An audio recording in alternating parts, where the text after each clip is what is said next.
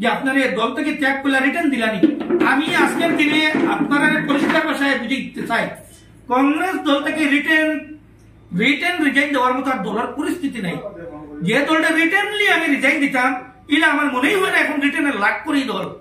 কারণ যে দলের এই পরিস্থিতি, যে দলের বিফোন হাইজ্যাক হয়ে যায়, যে দলের মিনিটে 3 বার মিটিং করে, 3 রাত মিটিং করে, পরের দিন আবার গিয়ে আরো হোটেলে মিটিং করে একটা টিকিট নির্বাচন করতে পারে না, এই দলটা আবার যে দলের কোনো অস্তিত্ব নাই, যে দলের কোনো অনুশাসন নাই, যে দলের কোনো আদর্শ নাই, এই দলটা রিটার্নলি রিজাইন দেওয়া আমি মনে করি আমার লাগে এটা শুভা পায় না।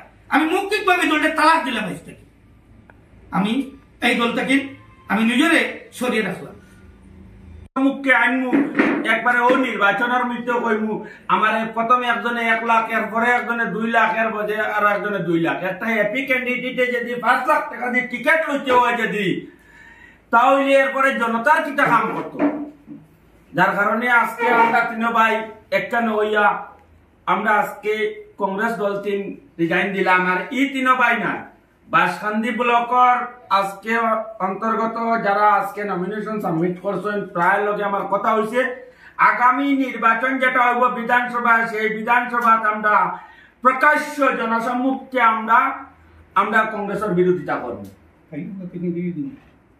পাইলে আমরা তরফ থেকে কোন ক্যান্ডিডেট দিব, এটা আমরা কর্ম যেই হোক না কেন। কেন আজকে মাইনরিটি বলে একটা দালালরা সৃষ্টি হয়েছে, যেটা কি মাইনরিটির শিলচরের কিটা শুনাইটা কিটা খাসাড়ো কিটা যে হেডকোয়ার্টার নি অন ইফতার পার্টি, অন ওটা পার্টি, অন সম্মেলন পার্টি, অন ওয়াজর পার্টি, বড়গলার যাও না, কাটিগড়ার যাও না, কোনটা না।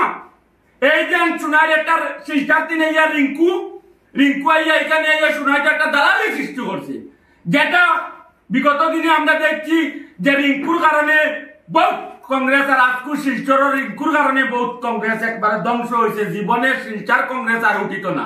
রিঙ্কু আমার কাছে ডাইরেক্ট 2 লাখ টাকা খুঁজেছি, 2 লাখ টাকা দিলে তারা টিকিট দিতে পারে। আমার সাক্ষী আছে, আমার কাছে কোয়া হয়েছে বলিয়া। যার কারণে আমরা আজকে ক্লিয়ার করিয়া আমরা কংগ্রেস দল 3 শেষ। আর এই ইস্তিফা দিতে গিয়ে লিটেন বিটেন কোনটা দেওয়া লাগে দিয়ে এটা কোনটা দরকারও নাই, কোনটা নাই, দলেরও আগাও নাই আর গুড়িও নাই, কোনটা নাই। বিজেপি 3 খাইল গেলে আজকে কংগ্রেসের টিকিট পাওয়া যায়, পয়সা লাগে।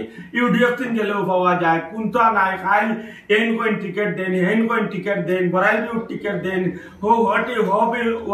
হোটেলও টিকিট দেওয়া আমি কোনটা দেখছি নাই। কিতা যেন ব্যবসা আরম্ভ হয়েছে, হোটেল ব্যবসা আরম্ভ হয়েছে।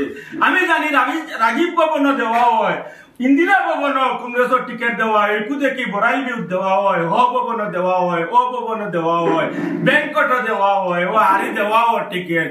যার লাগিন আজকে আমি ও কথা কইয়ার এটা তো মিডিয়া থাকবো যে শুনাই যদি এবছরের যত ক্যান্ডিডেট আছে শুনাই নাই খাসার ডিস্ট্রিক্টর কংগ্রেসের অবস্থা শোচনীয় হয়ে পড়ছে। এটা কি কোনো মানে কোনো কলে মানুষে মানিয়ে নিতে পারত না, যেটা তাবর কোনো কংগ্রেসের ক্যান্ডিডেট টিকিট দেওয়া হয়েছে না, এটা বেকার একজনকে দেওয়া হয়েছে, যেটার উদাহরণ